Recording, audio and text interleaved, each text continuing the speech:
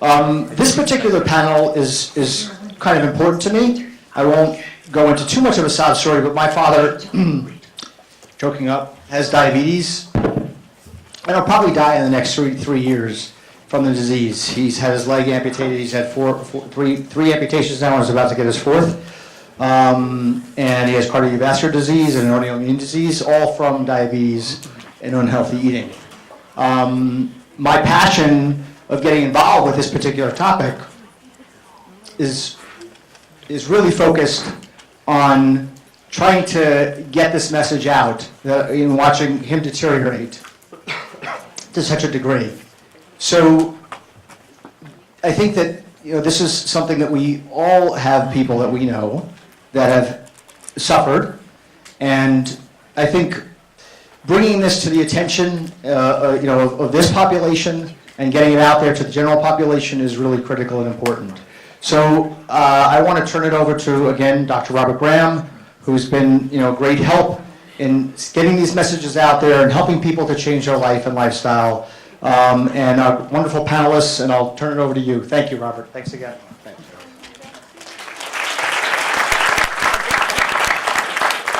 Charles, I feel you, brother. I know what you're talking about, man. So, it's me again. I'm Rob Graham. I'm a doc. I believe food heals. We've lost this connection between food and health, and we're trying to bring it back. I'm also becoming a chef, if someone who wasn't here early in the morning, because I really feel that the medical and the food communities need to join forces. Just like I would refer to my friend here, Ashita, Dr. Gupta, as an endocrinologist, I want to refer to a chef. Right? So I think that's where we have to go. And sometimes a restaurateur like Henry from Henry's. So I just want to briefly introduce everyone, and then I'm going to allow them to tell their story, who they are, why they're here, and what's their connection to food as medicine. So, let's see. Okay. So, how about in about a minute or two, a sentence or two, just describe who you are and what you do on your everyday life, and what's your favorite food? How about that? Or what did you eat this morning? You can say either one. What's your favorite food, or what did you eat this morning? Dr. Gupta? Wow, that last question adds a lot of pressure. It's like a do as I say and don't do as I do type of situation, I'll admit. My name is Ashita Gupta, and I'm an endocrinologist by training. I actually practice integrative endocrinology, which is a combination of holistic or complementary medicine along with more traditional allopathic endocrinology. And my roots therein come from the fact that I was born and raised in India. I went to medical school in India and then moved here to get my MPH, and then subsequently did my residency in medicine and my fellowship in endocrinology and integrative medicine. But having roots in India, or in an ethnic culture, I think gives you a unique perspective. Growing up using alternative modes of therapy and having just a healthy diet, I noticed a big change when I moved here in how people eat and what kind of lifestyle, what kind of repercussions that has in their life. And I see that in my day-to-day medical practice also. And helping my patients that live with diabetes has become increasingly challenging over the last few years, also because of healthcare issues, the healthcare industry, and access to care, access to healthy food, access to nutritional counseling and education has been increasingly challenging, and that's something we live with every day. And I'm hoping that when we have summits like this, we not only educate ourselves and those around us, but we're able to advocate better for our communities and possibly bring about some meaningful changes in healthcare policy as well. So I'm happy to be here. Thanks. Ashita, what did you have to say? Oh, I still slip that in. Well, so today... All the titles, all the descriptions. Today, admittedly, it was my old school colonial breakfast of just butter bread and a smear of jam. But otherwise, I like my eggs for breakfast. If I have a leisurely morning, I will reach for my eggs. Good quality protein and healthy fats. I would be remiss if I don't introduce my dear part of our fresh team. As I mentioned to you earlier, I have a clinical nutritionist and a health coach. Every patient that sees me gets to see both. So without further ado, this is Michelle Miller, who works for us at FreshMed at PhysioLogic. Hello. In downtown Brooklyn. And Michelle, I know what you do, but no one else does. So let's talk about what you do and how you find and how you incorporate food as medicine. Tell me a little bit about who you are. Yeah, so as Dr. Graham said, I'm the clinical nutritionist at PhysioLogic. We're in downtown Brooklyn. And as part of the Fresh team being the clinical nutrition component, I'm looking obviously at the dietary needs of the patients and how that relates to their underlying conditions. With the Fresh model, we are paying, it starts with F, that's our food component. So that really is what we're trying to lead our therapies with. And of course, we're paying a lot of attention to mindset and exercise and stress support, sleep, things like that too. But really getting to know the patient, spending time with them, figuring out what their favorite foods are, what is practical in their day-to-day, where are they? Do they have the ability to run out to dig in, or is the closest thing to them a Dunkin' Donuts? And then we kind of use those practical tendencies in their day in life to make a plan that's going to be realistic for them. And for breakfast, I had also eggs with some sweet potatoes and squash.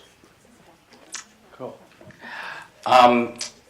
Rachel is a dear friend and also a neighbor, and the daughter of loving parents who are in the house as well. I love when people bring their parents and friends and family members to my appointments and also to conferences. So, hello there. Rachel, your turn. Okay. Well, good afternoon, everyone. It's really a pleasure to be here today. So my name is Rachel Stahl, and I work at NY-Presbyterian Weill, Cornell as a clinical dietitian, where I provide medical nutrition therapy to hospitalized patients and specialize in diabetes management.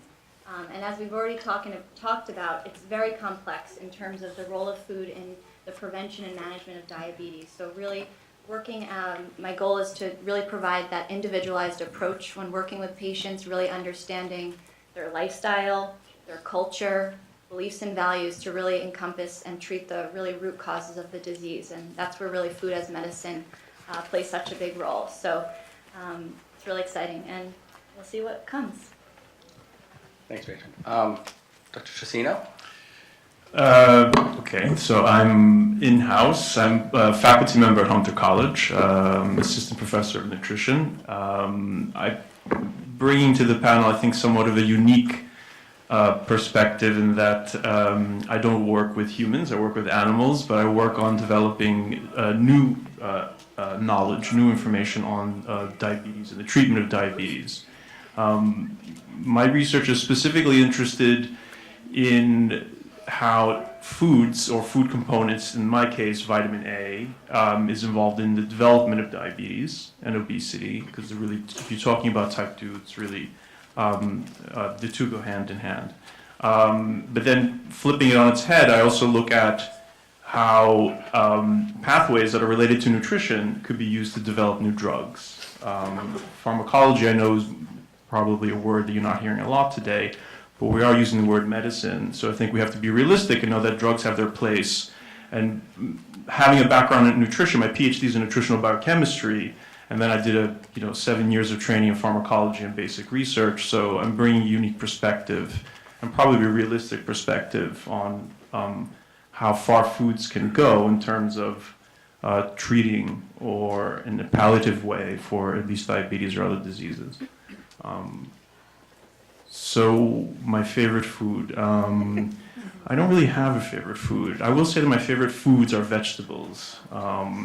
And what I ate for this morning, I actually didn't eat anything. That's the truth. So that's a bit underwhelming for my breakfast. It's probably the most common breakfast choice in America. Yeah, True. I had coffee. There you go. Last but definitely not least, as how many were here for the panel we just had on cancer? Oh, awesome. All right. So as I said before during that panel, the patient voice is ultimately why I do what I do. I want to help people feel their best. And again, using food, relaxation, exercise, sleep, and happiness, as well as medicine when necessary. We just have a food-first approach. And so one of the stories I want to highlight in this panel is my good friend, Ricardo. So I am, just in terms of HIPAA, I am not his doctor, but I am proxy. Well, you tell how we met. And I want to first start off, right, because I don't know this answer. So Ricardo is here today because he has he's a patient. But I want to learn today, what is your A1C that you just took this past week? Good afternoon, everyone. My name is Ricardo Rivera, and I had a bagel this morning. I probably shouldn't have. I am a patient, I am diabetic, and my A1C level has dropped tremendously. It's 5.5. Wow. There you go. It was 9.2 9 months ago. Thank you. So I'm a doorman at the building where the doc lives. That's why he knows me. And also I'm a part-time caterer, cook. So I deal with food quite a bit. I'm 55 years old. When I first was diagnosed with type 2 diabetic, one of the first person I mentioned it to, besides my family, was the doctor. And he quickly told me, hey, you can reverse it. I said, well, my own doctor didn't sound that positive. He told me that if I, pretty soon I might be taking insulin if I cannot reduce it to a manageable 7.0. So my first, when the doctor told me to look at the website of food, plant food basis, diets. So I was doing all that stuff. And the first test I had was dramatically reduced from 9.2 to 6.0. And then the second one was 5.8, and recently now it's 5.0. All because of food. So that's what I want to mention. That's why I'm here. So that's why Ricardo's here. That's why I'm here. Right, that's why he's here. There's so many things here I want to. So how about this? How about if I just start off with some general questions for the panel, and whoever wants to jump in, can jump in. But before I do that, just let me start because Dr. Gupta and I both are integrative docs, and I just want to frame that discussion because I don't think medicine is the big bad ugly man. I just think that we prescribe it too quickly, without having an appropriate discussion about all the other things that can influence our health, like how we sleep, how we love, how we eat, how we exercise, and how we find happiness. And so I'd like to start the question for the panel, but I want Dr. Gupta to mention this. In your career, and again, ballpark, okay? How often, percentage-wise, can you answer this question? Can food, because the title is Can Food Stop or Reverse Diabetes? Right, that's the title of today's session. So, can it? And in your practice as an endocrinologist, what percentage of people can you say that it can stop and or reverse it, similar to what Ricardo was mentioning? I would say the answer is yes, and in a very large proportion of patients, for sure. So, for the majority of patients with diabetes, it's lifestyle dependent. It's because of poor nutrition, lack of exercise, obesity, that they're developing these conditions. But there's a small subset, like type 1 diabetes, where it's not lifestyle related. It's an immune issue. You're dependent on insulin. But even in that little subset of patients, their blood sugar control is very heavily dependent on what they consume. So in that case, I can't just start with nutritional support. Their life depends on getting their insulin, but what they eat or how aggressive they are about controlling their diet will have a huge impact on them getting their blood sugars under control. So the answer is yes. Everybody that has diabetes or whatever form is very susceptible to dietary changes, and in a large subset of these patients, they'll be able to completely reverse, if not very well control their diabetes with dietary changes alone. Why don't we just go down the panel? Michelle, what do you think? And if not, what is food's impact? Yeah. So I think right now what we're seeing, especially in conventional medicine, is this model where we do medicine first and then sprinkle in the nutrition later, if that happens at all. And I think in some cases that could be what we need to do. And in a severe case where we need to very quickly get these numbers under control in a safe range and then start talking about nutrition, I completely understand that. But when we have these clients coming in that are pre-diabetic and they're getting started on metformin and no one has talked to them about diet, I have a bit of a problem with that. So in those cases especially, I'd like to see the conversation start with nutrition. Let's get a new baseline and then let's talk about medication if we really feel that patient isn't getting to where we need them to be with nutrition alone. So Rachel, obviously you're a cohort of patients in the in-house. It's a big house, right? So you're seeing a skewed population, right? So what about your day, not philosophically, but your day-to-day? How do you see food and how is food incorporated into your hospital visit? And what do you guys do? Sure. So food is definitely so important in terms of preventing or reversing diabetes, and it can have a tremendously powerful role. So when patients are coming into the hospital, we're treating them through a variety of different mechanisms, one of which is food, and providing meal plans that help support their health, which could vary from individual to individual. I think the main thing we need to focus on is that everybody is different. There's no one size fits all. And that's where it's really important, especially in my visits in the inpatient, how crucial it is to really get to know the patient, because they're going to be discharged the next day or two, and we don't want them to just be lost in the mix of the society that we live in. So really working to equip them with the nutrition, but also understanding lifestyle factors. Not only, might not always take place in the hospital setting, but alongside food, we really need to value the other lifestyle factors that really put the whole picture together. Physical activity, stress, sleep. All these factors together with food can really help promote overall diabetes control. Dr. Trasino, you mentioned something that was really intriguing to me because we were having a discussion with clinical nutritionists in the break, talking about macronutrients, and I don't know the research, and as a ex-researcher, right, I don't like to speculate. I like to be informed by evidence. And so I want to know, in terms of your role, studying the role of vitamin A in diabetes, can you just inform me, as well as the audience, in terms of what is the role of vitamin A in diagnosis, management, treatment, etc.? So before I answer your question, I just want to sort of lead off what we were talking about before. And Rachel said something that I think is important, and I did want to make this point today. So I'm a research scientist, so I do know what the data tells us, and I think we have to define a few things.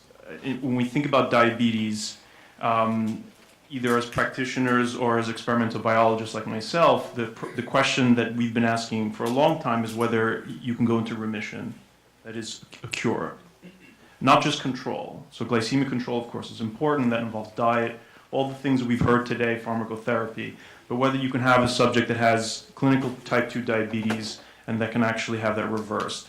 So when Dr. Gupta said that she sees that in her practice, I was really pleased because the data shows that it's actually quite depressing, that if you look at large populations of people with type 2 diabetes, remission rates are negligible. Over 6-7 years, they've looked at, I think, over 100,000 patients in Northern California, and they found that remission rates, this is not knowing what people were doing, these are people that were just following over time, remission rates were 0.1%. Okay, so that's just sort of looking at people prospectively. In some studies, I will get to the vitamin A part, I promise.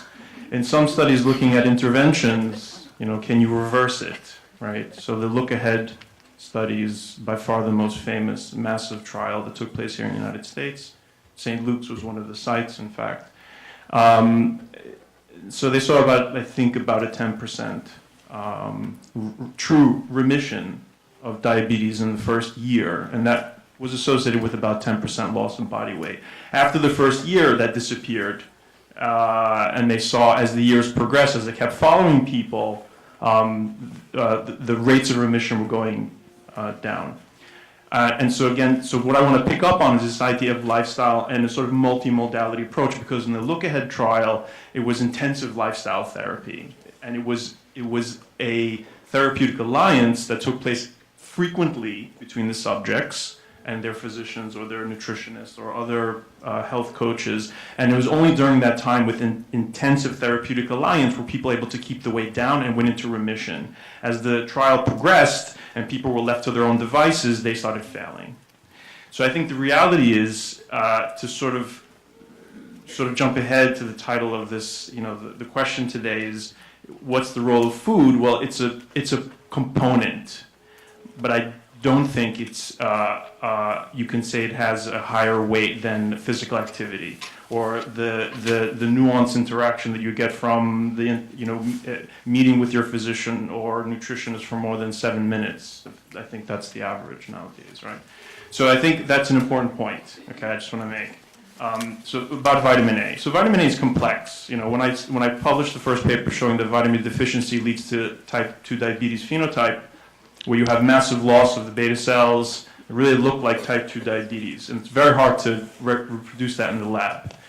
I started getting lots of email from patients all over the world asking me to diagnose them. They were sending me their blood panels and asking me how much vitamin A they should take. The truth of the matter is we can't speculate. There's no room for slogans or easy messages in research, and the public really hates that. So I won't say I can say really anything therapeutically for vitamin A. It's clear that the cells that are central to supporting glucose homeostasis are highly dependent on vitamin A. And if you have subjects, so some of my research also showed that in obesity, vitamin A levels are clearly depleted in many tissue. And that goes undetected. So your other question was about therapeutic and screening. I would argue we need more studies to screen for not only vitamin A, but other micronutrients in patient populations with type 2 diabetes or obesity, and that's just simply not done. Using standard methods, it's not sufficient to determine real status, so there could be something there. So I'm sorry to disappoint you. But I don't have an intervention that I can suggest, but to be continued. So I think, you bring a good counterpoint, and I'm going to get to that. Well, I just want to just jump over Dr. Gupta's finger pointing for a second, because I want to just talk about something that you mentioned, Steve, relating to what Ricardo mentioned. So, one of the strongest risk factors for type 2 diabetes is obesity. And a lot of the trials saying that simply, 7%, 10%, 15% decrease, percent body fat loss or weight loss can lead to the improvement of glycemic control. Remission in some cases. Real curative. Sure. It doesn't come back. So I just want to point to our patient here, Ricardo. So, as a researcher and as a clinician, I always default to the patient's story for my barometer of truth, right? And so, Ricardo, just tell me a little bit about, what you've heard before, just before, in terms of, if you can share, your percentage of weight loss attributed to, a lifestyle versus your percentage of weight loss based upon what you consumed as food. Does that make sense to you? No. I just know I lost a lot of weight. No, so I'm saying, you said you changed what you ate. Right? I did. But then the other components that we always hear about lifestyle, right? Right. What component of that other stuff did really contributed to your weight loss? And then Let's make it clear, it was very difficult. It's easy to say, eat healthy and do exercise. This was difficult for me. I was a little hungry at night, and I missed my rice and beans and all that stuff. So, but I was able to do it. I stopped drinking sugary drinks. That was a big factor, because I started doing exercise recently. The first 3 or 4 months, it was all just dieting. And I started losing the weight, and I just started doing exercise because I felt better. I changed everything. I don't drink soda, I don't drink juices, I don't eat a lot of rice. If it is, it's brown. I'm aware of what I'm eating now. And it's hard for me just to overlook it. I just look at it, I know this is not good. And, you know, I didn't know that before. So it has an impact, the food has been a big impact in my life. It's a transformation. I mean, I was 244 pounds, 246. I'm 214 today. So it's a big difference for me. So it's helped me a lot. Dr. Gupta, I'm sorry. Your time for floor. No, I just wanted to say something in response to what Stephen's talking about in terms of true remission. Ricardo's example is definitely the minority of somebody who's gone from a 9 or a 10 on their A1C score down to 5.5. That's not even the goal that most endocrinologists are aiming at in practice. According to the Accord study, for instance, the study showed that over-controlling blood sugar, being overly aggressive in some populations may actually be dangerous. So the goal or the target for control is typically 6, 6.5. So that may not qualify as true remission. In practice, that's great. That we've reached our goal or our target. And that being said, of course, it is very difficult, very challenging. So not all the patients are able to get to it. Diet and exercise and weight loss is a big component of that, but not everybody's able to comply with it. They may start, as Stephen was saying, they may start along that track, but adhering to the regimen is a lot harder because of all the environmental inputs that get in the way or hamper them from sticking to their goal. That being said, again, in my practice, what I'm seeing is something different than many endocrinologists may because of where my practice is located and the majority of my patients being relatively younger, educated professionals that are very motivated to change, that want to work on their diet and their lifestyle, that have access to good health care and good nutrition. So that's why I see the results that I see, but that may not be applicable to the general population. So I just wanted to add that in there. Can I just add something to that? It's just quickly, I promise. I think there's even arrogance that comes with sort of decades of this sort of prescription that we've told people, to eat fruits and vegetables, plant-based diet, exercise. That's all we keep repeating, and that's of course based on evidence. We know that works, but when you actually start looking at populations that are given all this information, they're not able to adhere to it. We're failing in that regard. So we have to, I think, rethink about food and how we think about food. And I have to say, of course, I'm very grateful to be invited here today by the Food Policy Institute, but I do take issue with this idea of food as medicine. Okay, and I know it's a very, for some people, it's a very contentious topic. I would like to see the word pleasure associated with food. The food as medicine has a connotation that then other foods are poison. And I think this sort of binary approach maybe has what's infected our mind's eye and how we think about weight loss, if we're talking about as a risk factor for diabetes, and start telling people that they can actually start enjoying foods again and not have to, Ricardo is really rare. He has willpower, he's obviously dedicated. I think for the most part, the data shows that people do not and don't have the will or the capacity and whatever other support systems he has to actually work through this and to go into true remission. So I want to see pleasure. So next year it should be the pleasure of healthy food panel.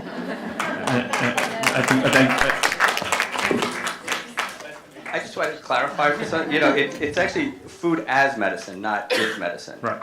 Right. So I think that's a distinction as well, right? That I think we should consider food as medicine, not is medicine. And I think that's a distinction that we went back and forth in terms of naming this conference because I think you're right, Steve. I don't think it necessarily can it be medicine. I think if we look at food as medicine, there's possibly it's open to conversation. But one of the things I really want to go back to, oftentimes we hear that we like to call something the silver bullet. And when it comes to diabetes, the blame has oftentimes been associated with sugar. Right? So I just wanted to touch on that a little bit because I think it's a very hot topic, as well as the fact as many people see as diabetes directly related to sugar intake.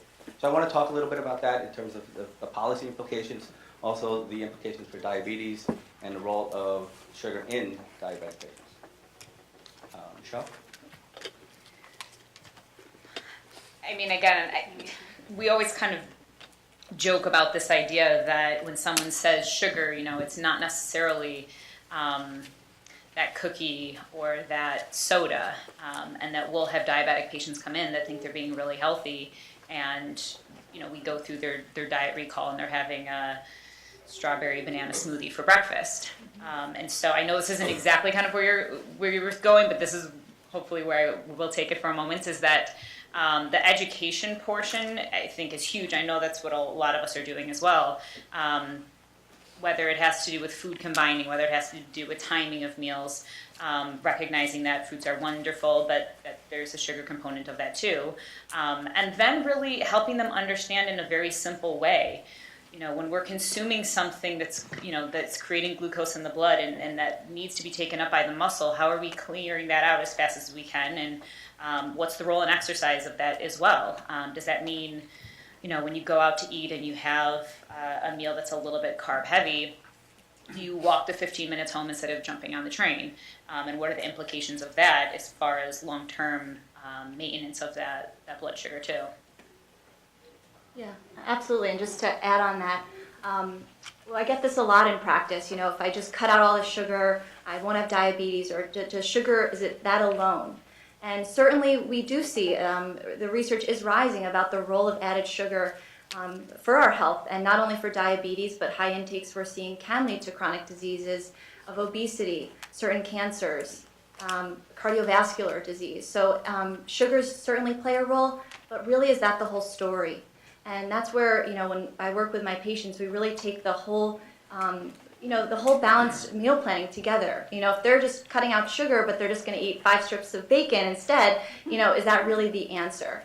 And so it's really important to look at the whole picture. And I think what we're seeing, we do know that there are certain people that do have genetic predisposition for developing type 2 diabetes. We know that there are risk factors like being overweight and obese, your age, certain racial and ethnic groups.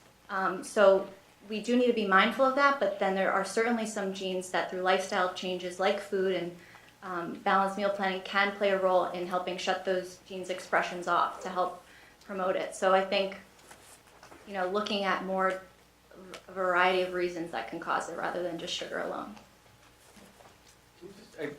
Just because you offer a perspective that most of us don't get from an inpatient point of view, can you describe some of the initiatives, you know, the glycemic controlled initiatives that you lead at your hospital?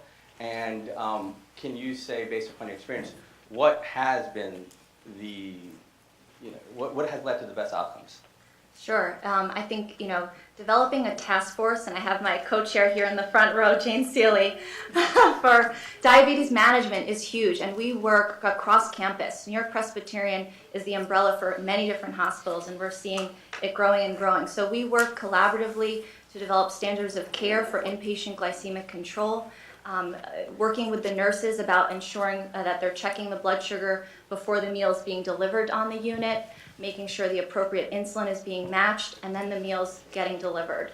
So there's multifactorial things going on, and barriers that we face. We deal with the acutely ill. Stress alone, being in the hospital, is going to raise those sugar levels. So we really are working on a multifactorial level to help control these blood sugars, and a lot of it goes to teaching our other healthcare providers. So one of the examples is I co-lead with Jane monthly diabetes champion meetings.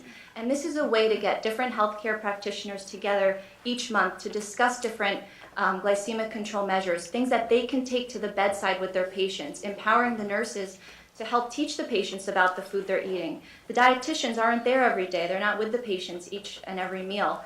So we really work to empower our other staff members to feel confident and to work to educate our patients at the bedside.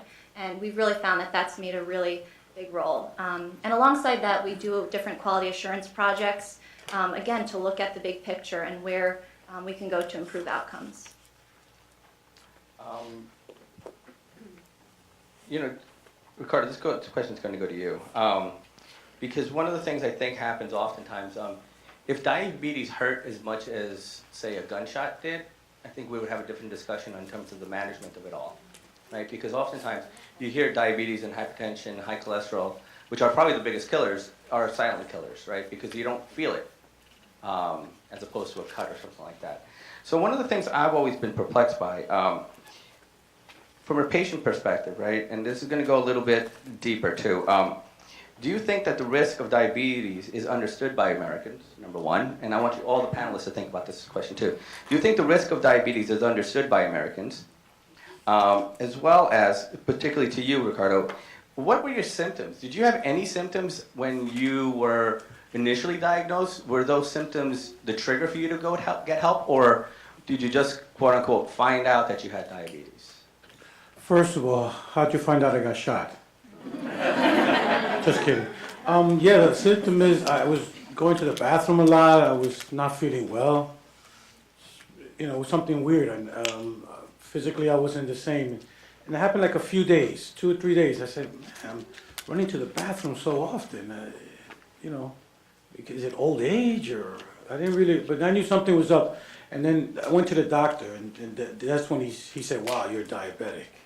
That's how I found out. That's what motivated me for going. I don't think most people, like you said, know if they're diabetic. I don't think so. I didn't think so. The only reason I don't have a coach or nothing to do what I did, it was my grandmother. You know, I saw firsthand diabetic, what it did to her as a child. I mean, she was a double amputee, but she lost half her body. So that came to mind when I was, and I didn't have a dietitian, I didn't have anybody. I just did it. Maybe I had the willpower and I had the reasons for it. And the doctor he motivated me also. He said, listen, food is a problem, food is a solution. I don't look at it as a medicine. You know, I'll go to the doctor, get the medicine. You know, I believe in the doctors too, you know. But I believe that food is a solution. I think it for me is a solution. I mean, I'm not a scientist, I'm not a doctor. I know how it helped me in the last 9 months. And that's how I knew something was wrong, because physically I wasn't feeling well. And that's how I got diagnosed with type 2 diabetes. I think an interesting statistic to throw out there is that most people, upon diagnosis, have likely been living with diabetes for over 10 years. You know, so it's quick to not think about some of these conditions or symptoms that they're feeling. It's easy to brush it off until sometimes it's too late. And so that's why it's really important to get the education out there about knowing what these risk factors are, what these symptoms people might be feeling, and making sure access is there. I think that's a bigger concern too, is making sure we can get the services we need easily and accessible. I just want to make one point. I was listening to Ricardo, and one of the questions, and of course you don't have to answer this is obviously confidential, whether you were using any oral glycemic agents, any drugs for controlling your glucose, or was he controlling his glycemia just with diet? No. At the beginning, they were giving me 1 pill a day. Right. And then you transitioned to more lifestyle. Right. Even though I was taking the pill, I was still getting when you check yourself after a meal, right. I was still getting the high level. Right. So as I changed my diet, I started noticing that it was being more controlled.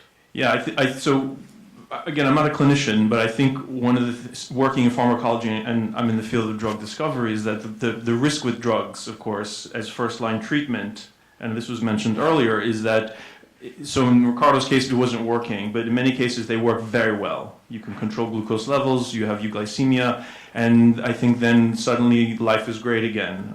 You can sort of go back to your old ways. It can sort of become a band-aid for the underlying issues that are driving the disease, whether it's obesity or if it's monogenic forms of diabetes. The point I want to make is that unless clinicians, and I think I hear this from Rachel and the other panelists, that they really are building a bond with their patients and they're taking the time to actually talk about diet and lifestyle. If they don't do that, patients are just left to pharmacotherapy, which we know even with intensive pharmacotherapy, there's, by some estimates, 5 to 6, 7 years loss of life, right? Even if you're controlling glucose. So the statistics are daunting. And in some cases, drugs don't work. So anyway, the point I just want to make is that drugs could actually be very dangerous. Although they work very well, they're easy to take, and they take the responsibility away from the patient, from actually taking control of whatever factors are driving the disease. Can I just add to that real quick? So, and I think another issue is that our society's becoming a little desensitized by these diagnoses, that everybody has high cholesterol and high blood pressure. And I'm a little bit diabetic. Like, we hear these as clinicians too, and what does that really mean in terms of where the education then needs to go? Again, kind of moving in that direction, what is that accountability with that patient going to look like versus someone who's had a reaction like Ricardo did, and that fear of seeing a family member go through that was enough to really just pull it together, versus the patient that comes in and says, oh, I've always been, borderline this or a little bit this. I think as clinicians we need to realize the depth of the education that needs to take place there, and that patient may need to come back or become part of different groups so that they have more support moving on. Dr. Gupta, can I just ask you a direct question here? One of the studies that kind of changed my whole way I practice is the beginning of the DPP trial, the diabetes prevention probe. Yes, diabetes prevention. Can you just talk a little bit about that? Because that really goes to, I think, the heart of the issue of the integration of lifestyle, some lifestyle, a little bit of lifestyle medicine, a little bit of pharmacology, the combination of both, and the withdrawal of all. So can you just talk a little bit about what DPP was and how that has informed, I think, most people's clinician practices? Yeah, sure. So I'll try to keep it as brief as possible, but the DPP, or the Diabetes Prevention Program, was this very large trial done about 15, 20 years ago. It was published in 2002 in the New England Journal of Medicine. And this trial they followed a little over 3,000 subjects over almost 3 years to see what the impact of diet and lifestyle, or intensive diet and lifestyle for weight loss, basically. What was the impact of weight loss versus pharmacological therapy on the prevention of diabetes? So what they did was they took these patients and split them over 3 groups. They randomized them into 3 groups, and all of the patients had high risk for developing diabetes, had a strong family history of diabetes, or they all had elevated blood sugars on testing. Not enough to be diabetic, but above normal, what we call pre-diabetes. So they were at a higher risk of developing diabetes in the long run. So they were randomized into 3 groups. The first group was just standard, lifestyle approach plus a placebo. So the subject would meet with a nutritionist or case manager, have like a 30-minute visit. This is what you need to do, blah, blah, blah. What's your diet? Stop smoking, drink a little less, get some exercise, like 5 days a week, 30 minutes. It was a quick 30-minute visit plus some handouts, and they were sent on their way with a placebo. Then the second group had the same counseling, 30-minute visit, plus some handouts and nutrition counseling, get some exercise, watch your diet, and they were given, instead of the placebo, they actually got the active medication, which was metformin, and that is the number one drug of choice, or the first drug of choice for somebody who has diabetes. It helps lower insulin resistance. So that was group 1 and group 2. And then the third group did not receive any pill, placebo, or metformin. Instead, they would call the intensive lifestyle modification group, and they had a dedicated case manager. The patients in this group were committed to losing at least 7% of their body weight. They had to commit to doing 150 minutes of exercise per week, and so it was much more intensive with closer monitoring, and they followed them over 3 years. And what study found was that metformin certainly showed a significant reduction in the incidence of diabetes compared to a placebo. So we know the drug works. About a 30% reduction in incidence of diabetes in the metformin group. But the intensive lifestyle modification group actually saw a further reduction in incidence of diabetes, even compared to metformin. This is with no medication at all. Their reduction in the incidence of diabetes compared to metformin was, I believe, like 39% or something like that. So compared to placebo, the reduction in the incidence of diabetes in the intensive lifestyle group was closer to 60%. So that's it was very impactful. So we know that weight loss through your diet management and exercise definitely works and seems to be even more effective than metformin alone. But going back to Stephen's point, that's not always sustainable in the long run. You know, it takes a tremendous amount of motivation and discipline on the person's part. Certainly much harder than just popping your pill of metformin once or twice a day. So you know, pros and cons. We all know it works, but the challenge is how do we get people to comply with that?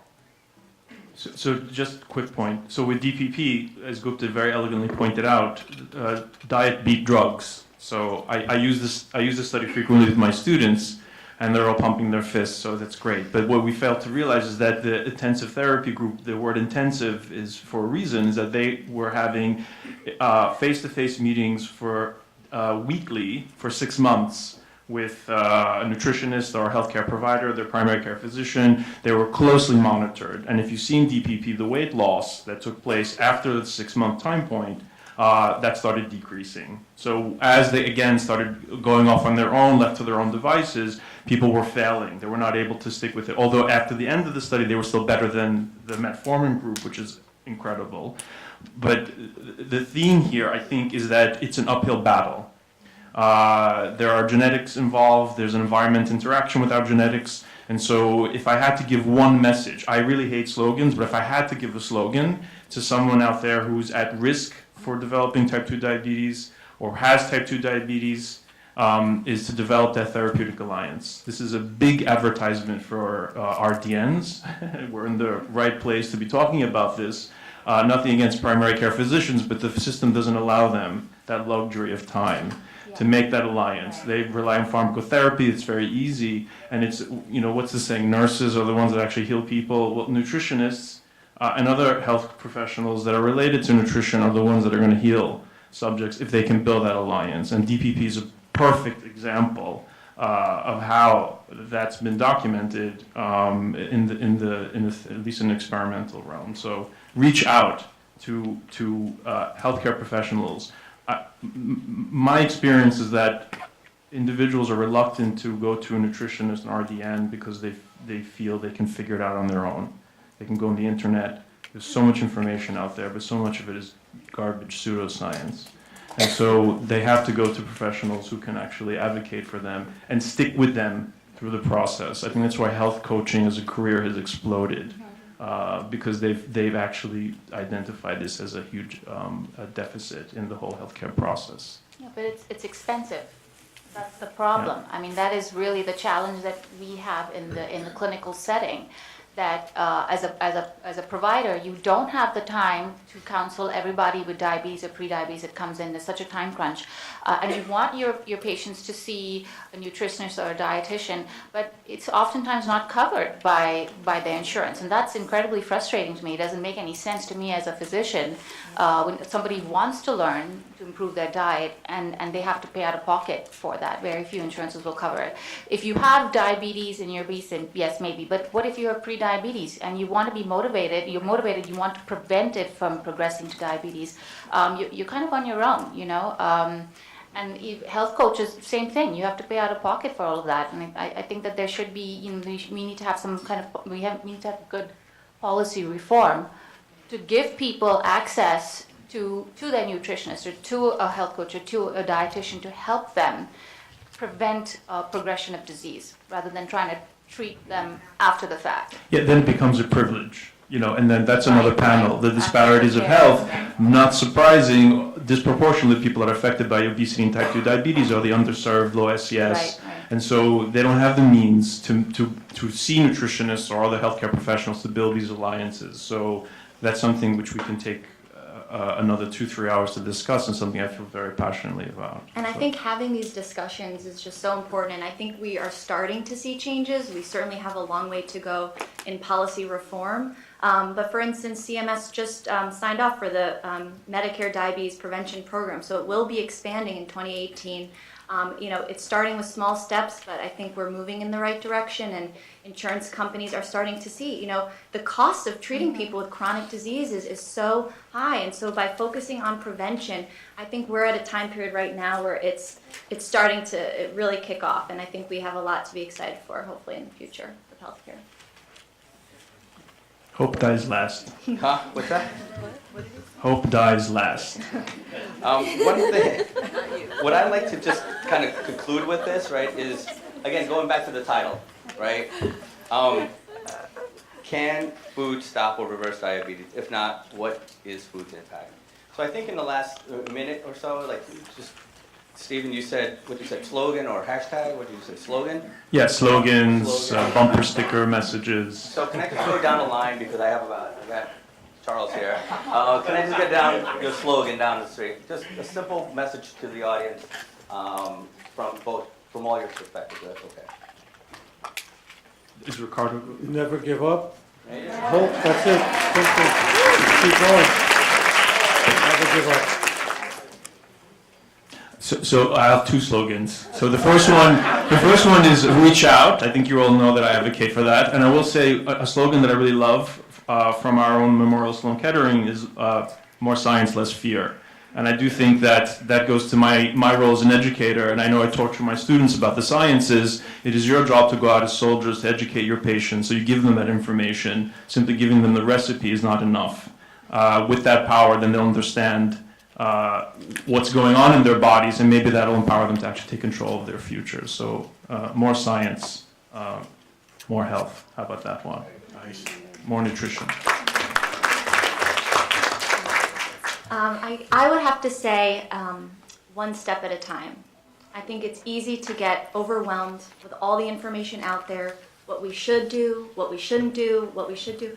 And I think we just need to take a step back and everyone just take it one step at a time. With each step that you take, you feel more empowered, feel ready to conquer that next thing and get more comfortable. So I think it starts slow and it's a sustained change.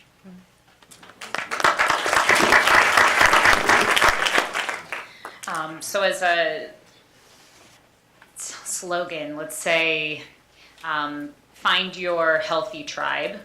And that as far as kind of sticking to your guns and surrounding yourself with people who are making these healthy lifestyle choices. We're filled with a room of people who, this is stuff we think about every single day, versus the clients that we're seeing only think about it in the half hour that they're with us once or twice a month. So really encouraging them to find their healthy tribe and surrounding themselves with people that are healthy and going to make the right decisions when they're in a mall or when they're at the movies.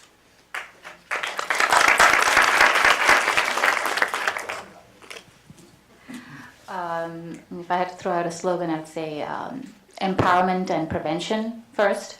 Even as a physician, I don't like this idea of just treating everything after the fact, and we need to start by educating children and their families. So you're starting within the community itself. People need to know how to access healthy food, what is healthy food, and I think there needs to be some serious policy reform about about marketing, from the food industry. Marketing directly to kids, I have a real problem with that.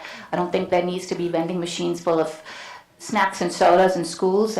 There's no benefit to that. There should be more education in schools, starting there, home ec. Eating more beans, fruits, or plant-based diet. It starts there, and you're going to be raising a healthier generation with that alone.